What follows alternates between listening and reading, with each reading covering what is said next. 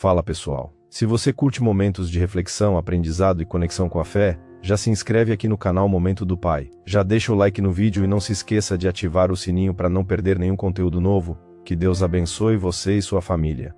O tema da mensagem de hoje é: você não tem todo o tempo do mundo.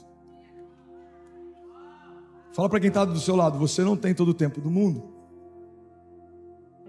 E é interessante porque eu preparei essa mensagem ontem, de madrugada, e hoje pela manhã eu lembrei de algo que eu não tinha ideia. Hoje faz 28 anos que o Brasil perdeu um dos seus maiores heróis nacionais. 28 anos atrás, o Brasil se despedia de Ayrton Senna. E todo mundo lembra o que estava fazendo quando recebeu a notícia. Todo mundo lembra onde estava quando recebeu aquela notícia. A perda de Ayrton Senna, para muitos de nós, foi algo difícil da gente assimilar e acreditar que aquilo realmente estava acontecendo. Tinha muita gente que ainda acreditava que havia uma nova notícia, ou algo novo, ou ele se recuperou, ou algo aconteceu. Mas a grande verdade é que quando ele entrou naquele cockpit, ele não tinha ideia que era a última vez que ele pilotaria um carro de Fórmula 1. Eu lembro que eu preguei algo no dia em que a Marília Mendonça, ela faleceu, e o tema da mensagem era: a vida é um sopro. E a reflexão que eu trouxe para a igreja que eu pastoreio é que se ela soubesse que o show da noite anterior era o último show, como ela teria cantado e como as pessoas que amavam a música dela teriam cantado junto com ela. Ela fez um stories antes de entrar no avião, comendo uma comida horrível, e ela brincando: gente, eu queria estar comendo comida mineira, olha o que eu estou comendo. Se ela soubesse que aquela era a última refeição, qual seria a refeição que ela teria feito? Se pessoas da produção que se despediram entre um show e outro soubessem que era o último abraço, como talvez eles teriam abraçado? A grande verdade, irmão, é que a gente não consegue viver nesse nível de intensidade sempre, porque seria perigoso a gente ficar até melancólico. Mas a gente precisa, em alguns momentos, parar para pensar qual é o nível de consciência que a gente tem da finitude da nossa história e como a gente está encarando palavras de vida eterna que Deus tem para nós. Se a gente entende que elas estão sendo geradas nesse tempo curto, mas elas vão ecoar para sempre. Se eu tenho mais 20 anos, eu tenho 20 anos para construir algo com Deus que vai falar na eternidade para sempre. Olha que loucura, irmão. Conseguimos entender a lógica de uma previdência privada. No Brasil, alguns de nós de uma previdência social. Se eu trabalhar a vida inteira, 50 anos, quando eu estiver no final do meu tônus, da minha juventude, eu vou poder usufruir de alguma coisa que o governo vai me dar. E tem muita gente que acha que isso faz sentido. Então eu vou trabalhar muito e eu vou pagar muitos impostos e no final eu vou ganhar um pouco e tá tudo bem. Essa é a dinâmica da vida. Agora olha que loucura, tem gente que consegue sentir paz numa previdência social, mas ainda não entendeu que o que estamos construindo com Deus é o que vai nos sustentar na eternidade. E essa é a grande diferença entre salvação e galardão. Salvação é um acesso a uma vida eterna com o Pai. Galardão é a recompensa que o Pai vai te dar. Você pode ser salvo sem galardão nenhum. Você pode ser salvo apenas como alguém que creu em algum momento, confessou Jesus como teu Salvador e that's it. Viveu como se Ele não existisse nos seus dias. Por quê? Porque não acessou o sobrenatural, não buscou milagres, não andou em fé, não andou sobre as águas.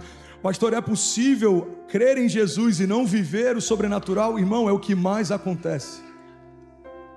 Porque se isso não fosse tão comum, a gente não veria tantas mensagens sobre o poder de cura nos púlpitos e tanta ausência de cura na igreja.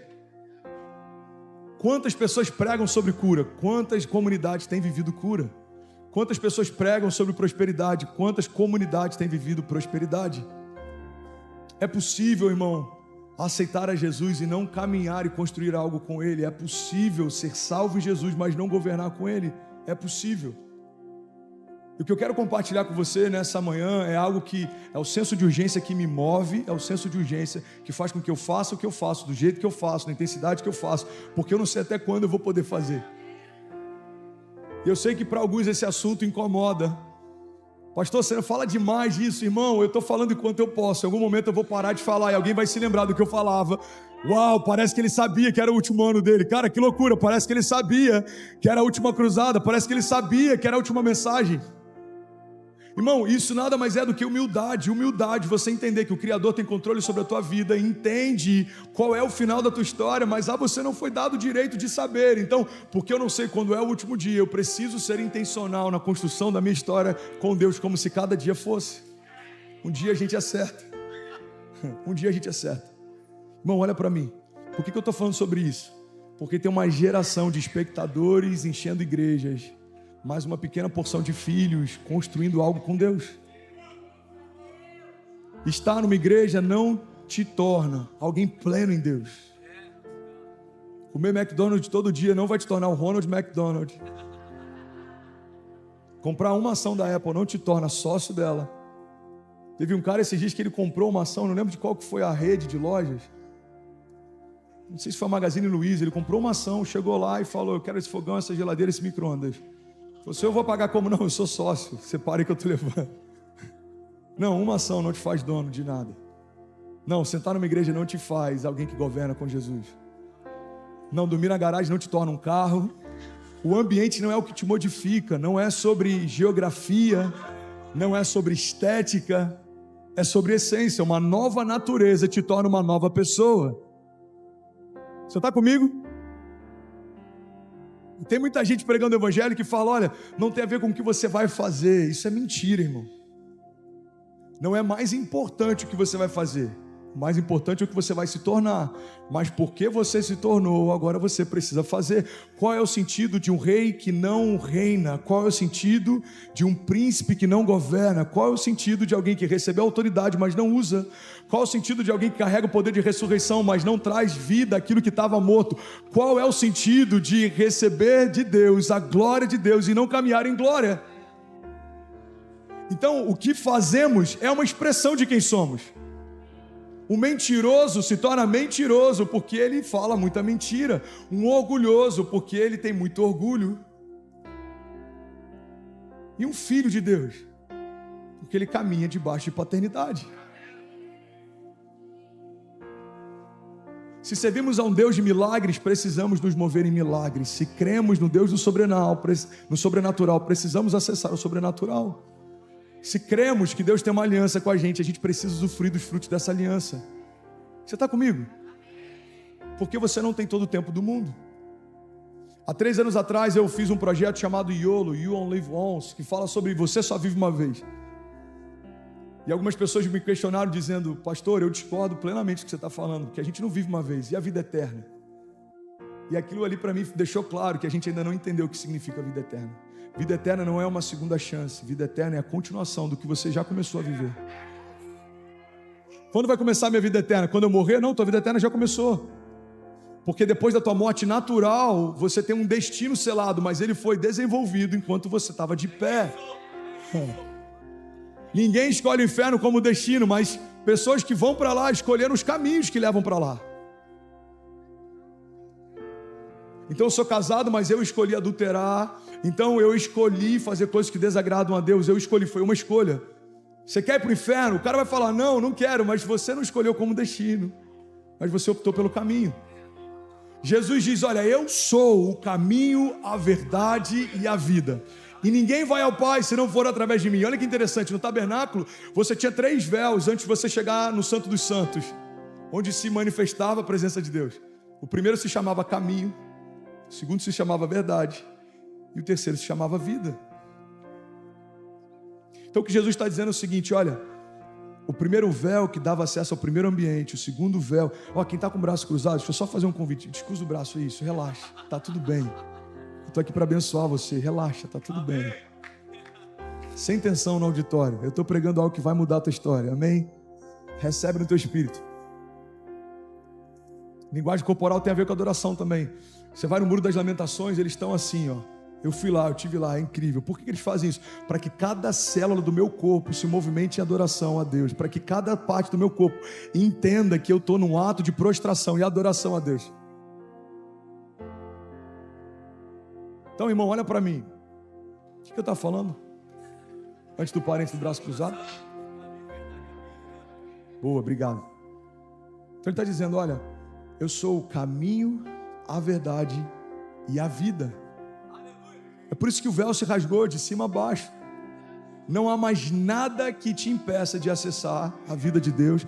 Não há mais nada que te impeça de se tornar um com o Pai. Não há mais nada que te impeça de acessar a santidade e a glória de Deus. Então Jesus está dizendo, eu sou o caminho que leva até lá. Eu sou o caminho que leva até lá. Então quando você escolhe o caminho, você selou o destino. Você escolheu Jesus, o céu é o teu destino.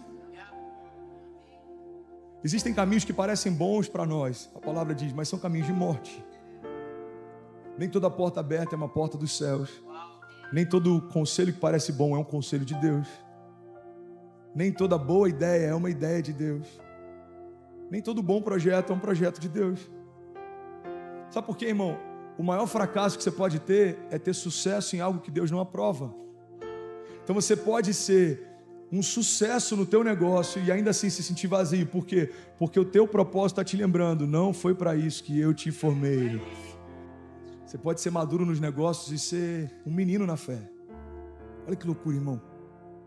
Tem homens que são homens de Deus, maduros na fé. E talvez são meninos nos negócios. A pergunta é, e daqui a 30 anos, quando os negócios não fizerem mais sentido, o que vai continuar ecoando? E quando o dinheiro não puder comprar mais nada, o que vai chancelar você? A patente que a gente carrega em terra é temporária. As crises que a gente enfrenta em terra são passageiras. A palavra de Deus diz que tudo que a gente enfrenta, esses sofrimentos, eles são leves e momentâneos. Isso escrito por homens que enfrentaram fornalha, espada, gigantes, tempestades, mar fechado com exércitos atrás, querendo aniquilar eles. Fome em meio ao deserto e o pão descendo do céu todo dia para alimentar eles. Coluna de fogo à noite, porque o tempo era congelante. Nuvem de glória de dia, porque o calor era escaldante. Esses homens estão dizendo que esses desafios leves e momentâneos estão acrescentando para nós uma glória eterna que pesa mais do que todos eles. Irmão, olha para mim, você sabe por que às vezes gera apatia em parte da igreja ouvir uma mensagem sobre a eternidade? Porque a gente se esqueceu de falar do céu. Tem pessoas que podem ficar 2 anos numa igreja sem ouvir sobre a eternidade. Porque tem tanta estratégia e coach e coisas misturadas com a palavra que tem muita gente que ainda não entendeu que a palavra fala a respeito de eternidade. Porque a palavra pariu a eternidade. João diz que no princípio ele era o verbo, e o verbo estava com Deus, e o verbo era Deus, e todas as coisas foram feitas por meio dele. Sem ele, nada do que foi feito se fez. A palavra que sustenta a criação é a mesma palavra que gerou a criação. Olha a promessa que Deus faz. Ele diz, todas as coisas podem passar, mas as minhas palavras não passarão, diz o Senhor. Você está comigo? Uau, 21 nações conectadas. Uruguai e Malásia acabaram de conectar. Nós somos 5.200 famílias conectadas. Cabo Verde conectado. Jesus. Então você percebe, irmão? Está fazendo sentido para alguém? Eu quero incendiar você, mas eu sinto de fluir de uma forma quase que didática antes da gente entrar nesse ponto. Uma conversa com os pastores ontem me trouxe para esse lugar. Eu falei, eu preciso falar sobre isso. E a pergunta que eu fiz para eles é a pergunta que eu quero fazer para você. Você acredita de verdade que você tem todo o tempo do mundo? Porque se você não acredita que tem todo o tempo do mundo, me explica o porquê da velocidade, da intensidade que você está se dedicando com o teu chamado. Alguém que tem 40 anos, 50 anos, 30 anos, 20 anos, e ainda não começou a se mover com pressa, eu coloco entre aspas, para construir com Deus aquilo que Deus disse que quer construir com você, é alguém que acredita, no final das contas, que tem todo o tempo do mundo.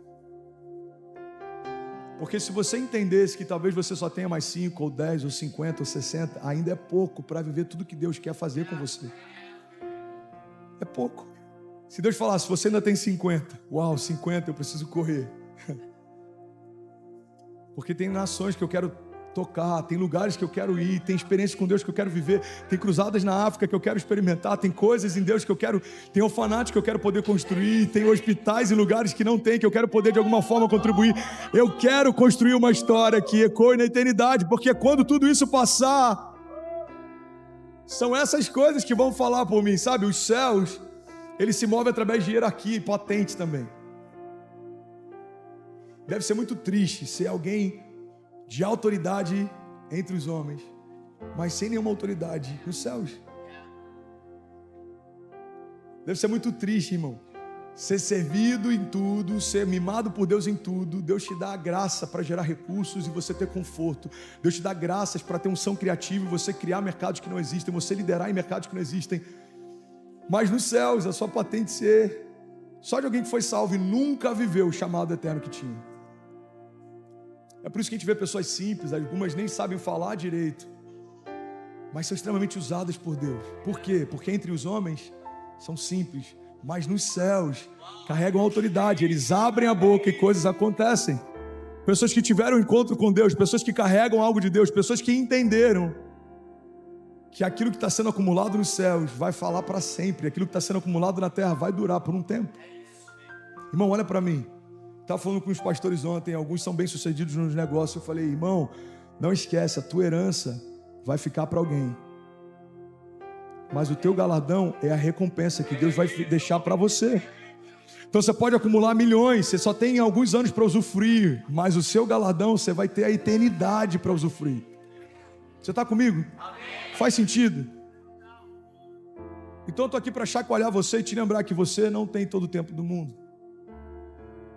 Não, irmão, você não tem todo o tempo do mundo para começar a se mover, você não tem todo o tempo do mundo para começar a caminhar com Deus, você não tem todo o tempo do mundo para se envolver com as suas promessas, você não tem todo o tempo do mundo para se preparar para aquilo que Deus prometeu, você não tem todo o tempo do mundo. Deus disse que você ia ser usado na palavra, você ainda não mergulha na palavra, você é imprudente. Deus disse que vai te usar através de cura, você ainda não é ativado no profético, você é imprudente. Deus disse que você vai fazer parte de um avivamento, você não está em meio às conferências proféticas, você não está no carisma, você não medita na palavra, a única porção da mensagem que você ouve são os 40 minutos que eu prego no domingo, você é um imprudente. Você está comigo? Eu não quero te ofender, eu quero te pastorear, que eu vou prestar contas daquilo que eu prego. Você sempre me ouve falar sobre uma pregação que fala a respeito do triunfo, o triunfo de Jesus sobre o inferno, o triunfo de Jesus sobre o pecado, o triunfo de Jesus sobre os principados e potestades. Mas entender que Jesus triunfou não me torna um triunfalista. Eu não acho que vai terminar tudo bem, porque vai terminar tudo bem. Não, vai terminar tudo bem se Jesus for o centro da construção da minha história. Tem gente que acha que isso é positivismo. Não, positivismo é achar que tudo vai ficar bom porque eu acho que vai ficar bom. Isso é positivismo, isso é otimismo. A fé não é achar que vai ficar bom, é saber que vai terminar tudo bem, porque eu sei quem escreve a minha história. Então você percebe que é muito sutil e às vezes até se parecem. A diferença é que um é sentimento e outro é convicção. Um está pautado em algo passageiro e o outro está pautado em algo eterno. A palavra fala sobre dois homens que têm dois tipos de construção.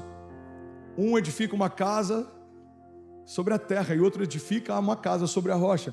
E a Bíblia não fala da edificação da casa em si, mas a Bíblia fala da edificação dos pilares. A Bíblia não está apontando, irmão, para aquilo que você constrói, onde todo mundo consegue ver. Uau, isso é muito forte. Jesus está chamando a atenção de uma construção que você faz num ambiente onde ninguém vê.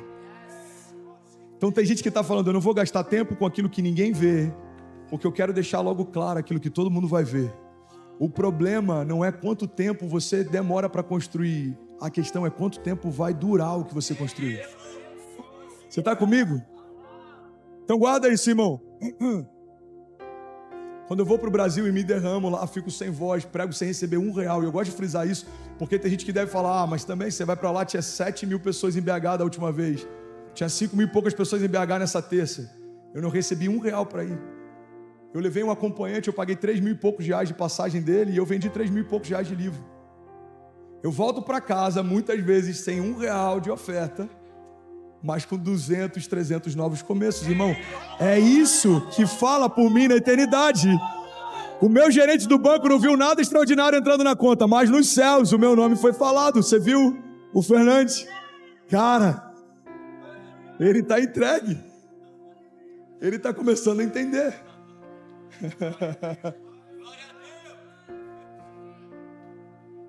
Deve ser muito triste chegar naquele dia e Deus falar para a gente: eu não te conheço. Como alguém que criou você, e como diz a palavra, sabe cada folha que cai da árvore, um fio de cabelo que você tem, chega ao ponto de dizer que não conhece você. Esse conhecimento não é de saber que você existe, esse conhecimento é de se relacionar com você. É como se ele falasse: eu sei que você existe, mas a gente nunca se relacionou. E o que é pior, a Bíblia diz que alguns vão dizer: eu preguei no seu nome, eu curei no seu nome. Então você percebe que a manifestação do poder de Deus não significa necessariamente um relacionamento com Deus. Tem gente que está sendo usado, mas ainda não é parte. Como isso acontece, pastor? Porque a unção é irrevogável. É por isso que um homem adúltero pode continuar fluindo em milagres. Irmão, unção é irrevogável. Você recebeu, não vai ser tomado. Então você pode se perder na tua santidade e ainda assim está sendo usado por Deus. O problema é que muitas vezes a gente associa alguém usado por Deus como alguém aprovado por Deus. A aprovação não tem a ver com o uso de Deus. Faz sentido? Então a gente olha alguém: uau, esse cara é muito usado, ele foi aprovado por Deus. Não, é alguém que recebeu algo de Deus e Deus não vai tomar. A unção fala sobre milagres de cura. A unção vai fazer você pregar melhor. A unção vai fazer você orar melhor. A unção vai fazer você fluir com mais autoridade. Mas tudo isso ainda fala sobre algo passageiro. A cura do corpo, ela tem limite. A sua pregação tem limite. Então entre a unção e a glória, fica com a glória. A unção passa. Alguns vão dizer: uau, o ministério do pastor André é uma benção, a pregação dele era ungida, a minha pregação tem prazo de validade, vai ter um tempo em que eu não vou estar mais aqui, a minha voz não vai mais ecoar, mas aquilo que eu estou construindo com Deus na eternidade vai continuar pulsando. Você está comigo? Você está comigo de verdade? Você recebe isso?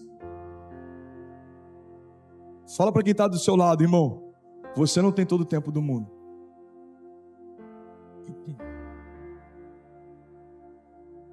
Uau, 27 nações conectadas. Itália, Suécia, Inglaterra, República Tcheca e Eslovênia acabaram de conectar. Você pode celebrar quem está online? Uau, Jesus! Aleluia! Você tem noção que a gente está pregando em 27 países ao mesmo tempo hoje? 27 países. Nem se tivesse um jato supersônico isso seria possível. Hoje alguém postou no grupo, acho que foi a Gabi, do grupo de Miami, uma placa de um caminhão atrás escrito: Jesus is coming soon, get ready. Jesus está vindo em breve, esteja pronto. Os militares entenderam algo que parte da igreja ainda não entendeu: esteja pronto. É melhor suar em tempos de paz do que sangrar em tempos de guerra. Esteja pronto. Por que tanto treino? Porque quem é treinado quando tudo vai bem, está pronto quando tudo vai mal. Olha que poderoso isso, irmão. Está tudo indo bem, se envolve, mergulha. É quando normalmente a gente descansa. Quando tudo vai bem, é quando a gente tira as armaduras de guerra e relaxa. É nesse momento que reis caem. A Bíblia diz que era primavera, tempo em que os reis iam para a guerra. Davi decidiu ficar no palácio. Davi não estava no lugar que deveria estar e por isso acessou coisas que não deveria acessar. Irmão, tempos de paz são tempos de preparo, tempos de guerra são tempos de governo. Não tem tempo de descanso. A minha escola foi uma escola tradicional. Fui batizado na Assembleia de Deus, me converti na Assembleia de Deus, casei na Assembleia de Deus. E aí Deus me transicionou para a Lagoinha. Que a pegada do pastor Márcio e a cultura da Lagoinha, irmão, a gente não para. Até que Jesus volte, a gente não para. Pastor, o que pode fazer? Faz o que quiser, só não pode pecar. Vamos embora, filho. Se você for falar para o pastor Márcio que você está cansado, ele fala: filho, você está em pecado? Por quê, pastor? Porque pecado cansa. Pecado cansa. Você pode ver, tem gente que começa a reclamar demais. Tem alguma área da sua santidade que não está bem resolvida. Ai, o louvor demora demais. Ai, a palavra se estende demais. Ai, irmão, talvez você que está chato demais.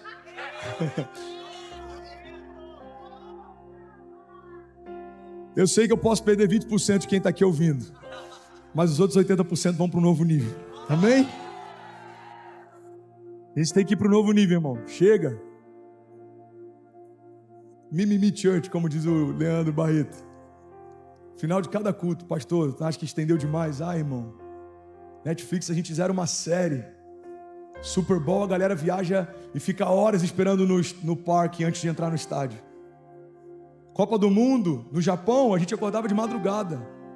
Olimpíada, uma galera metia um caô no trabalho para poder assistir alguma coisa que queria. Não estou me sentindo bem. Mentira, você está assistindo lá o Phelps, você está vendo sei lá o quê.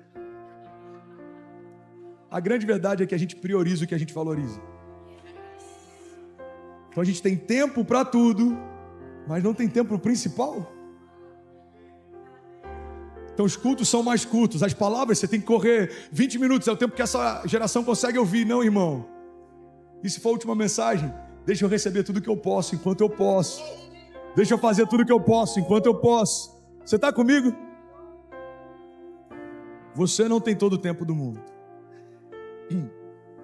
Seja intenso. Seja intenso. Seja intencional. Você vai adorar, seja intencional na sua adoração. Você vai ouvir a palavra, seja intencional. A gente vai assistir um filme, o que a gente faz? Coloca o ar-condicionado no mínimo, pega o melhor edredom, quem gosta de pipoca, faz uma pipoca. Você prepara um ambiente para entretenimento. Tem gente que não prepara um ambiente para adoração. Vem conversando sobre qualquer coisa no carro, vem falando sobre qualquer coisa. Chega aqui e fala, louvor, vai lá, cria um ambiente. Não, irmão. Você traz um ambiente. Vai se conectar com outro ambiente que já foi criado aqui. Isso é o transbordo. Uma igreja passiva vem esperando que o pastor faça o que você não fez, que o louvor faça o que você não fez. Uma igreja proativa, ela já vem queimando e ela entra no ambiente que já está queimando, e é aí que o avivamento acontece. Foi assim que aconteceu em Atos, foi assim que aconteceu em Azusa, foi assim que aconteceu no Brasil nos anos 90, é assim que vai acontecer em Miami, no sul da Flórida. Você vem queimando, vai se encontrar com pessoas que estão queimando, e o transbordo de Deus vai acontecer. Uma responsabilidade sua. A gente tem que visitar as pessoas. Não depende de 3 pastores ou do sênior. A gente tem que ir para as ruas. Não depende de 3 líderes ou do líder de ministério. Nós somos a igreja de Jesus, irmão. Deixa eu fazer uma pergunta. Olha para mim. O pastor está irritado hoje. Não, irmão. Deus me chamou para um novo tempo como igreja local. E eu sinto que Deus quer puxar a gente para um novo nível. Amém? A pergunta que Deus me fez durante a pandemia e eu queria liberar sobre você é a seguinte: se o Senhor pegasse você e multiplicasse, e toda a igreja de Jesus fosse uma multiplicação de quem você é, a igreja se sustentaria?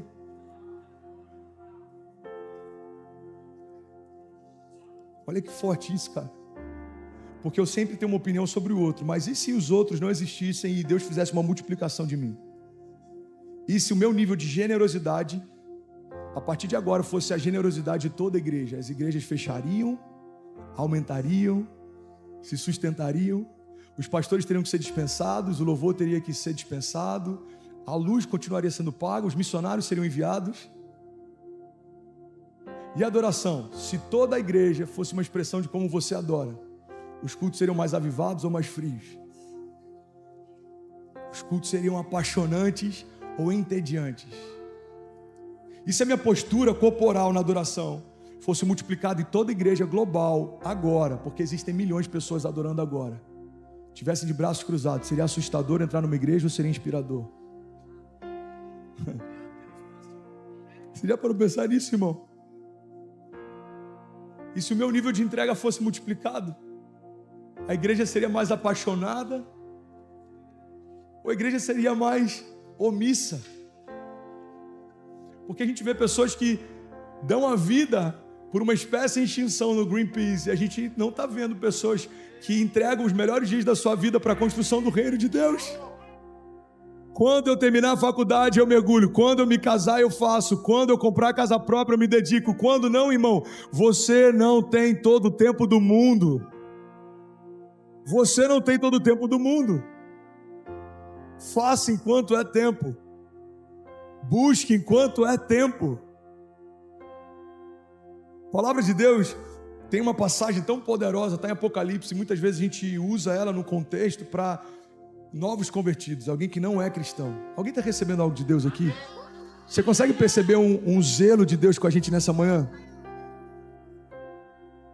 A Bíblia diz o seguinte: olha, eis que estou à porta e bato.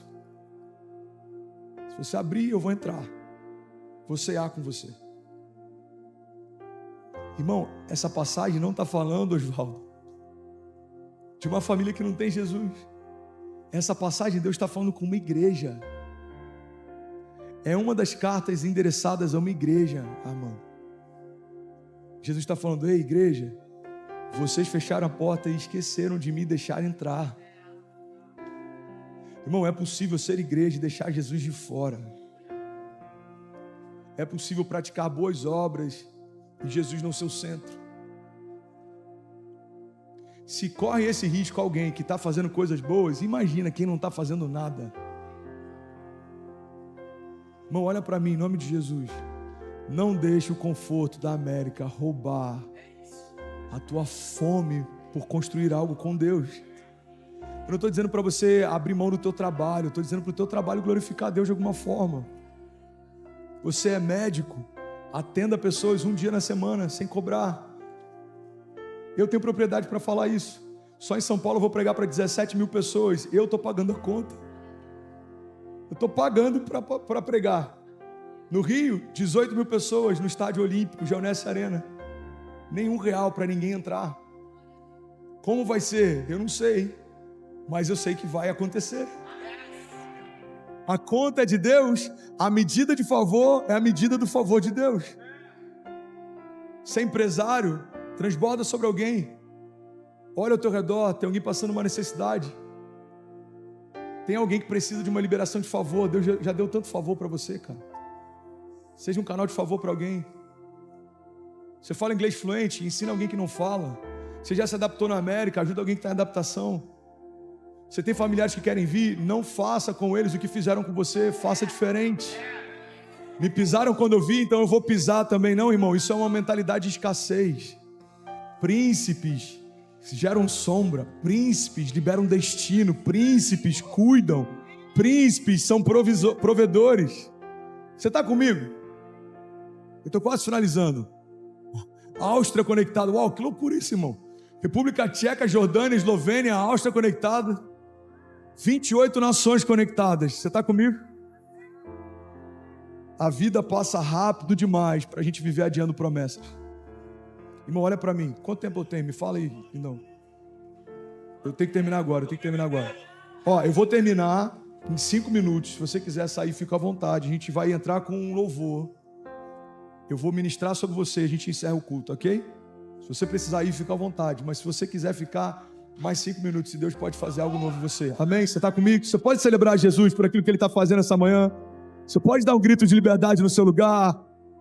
Aleluia! Aleluia! Get ready! Tem uma frase do Oscar Wilde que ele diz o seguinte: viver é a coisa mais rara do mundo. A maior parte das pessoas só está existindo. Irmão, olha para mim. Viver é a coisa mais rara do mundo. A maior parte das pessoas só está existindo. Pastor, mas eu estou prosperando. Isso é existir, irmão. É existência. Viver é diferente. Viver é você estar no lugar que Deus chamou para estar. Fazer o que Deus chamou para fazer. Viver o que Deus chamou para viver. Se tornar quem Deus chamou para se tornar. Isso é plenitude. É a pessoa certa no lugar certo, fazendo a coisa certa. E de verdade, vou voltar a falar sobre isso. Você não precisa abrir mão do que você constrói ou faz. Você só precisa colocar no lugar certo a coisa certa. Paulo construía tendas enquanto expandia o reino e o evangelho. Não tem a ver com abrir mão do que você está fazendo, não, irmão. Tem a ver com fazer algo eterno, além do que você está fazendo. Porque o que você está fazendo passa, a tua construção passa. O teu dinheiro passa, o teu conforto passa, a sua casa própria passa. Mas Deus tem algo para você que não vai passar. Deus tem promessas de vida eterna para você que não vai passar. Deus tem um chamado eterno para você que não vai passar. Deus tem uma herança nos céus para você que não vai passar. Deus tem palavras sobre você que não vão passar. Alguém levanta a mão em nome de Jesus. Deixa eu liberar algo sobre você. Eu declaro em nome de Jesus uma fome por Deus sendo gerada em você, uma fome pelo sobrenatural de Deus sendo gerado em você. Eu declaro em nome de Jesus, irmão, a palavra de vida, trazendo à tua memória aquilo que te dá esperança. Você não vai ser um crente funcional, você não vai estar de pé apenas, não. Você vai governar com Jesus, você vai viver milagres, você vai viver promessas, você vai acessar o sobrenatural. Os seus filhos não ouvirão sobre um Deus teórico, os seus filhos verão Deus em você. Os seus filhos verão Jesus em você. A sua casa vai contar histórias a respeito desse tempo. Se você crê nisso, irmão, declara em nome de Jesus. Diga: Pai, o meu coração está aberto. Diga: os meus pensamentos cativos a Jesus. Diga: eu sou o que o Senhor diz que eu sou. Eu posso o que o Senhor diz que eu posso, e eu vou viver o que o Senhor declarou que eu viveria. Se você crê nisso, você pode ficar de pé no seu lugar, você pode celebrar no seu lugar. Aleluia! Aleluia! Aleluia! Aleluia! Fala para quem está do teu lado, irmão, você não tem todo o tempo do mundo. Sacode quem está do teu lado, fala: você não tem todo o tempo do mundo.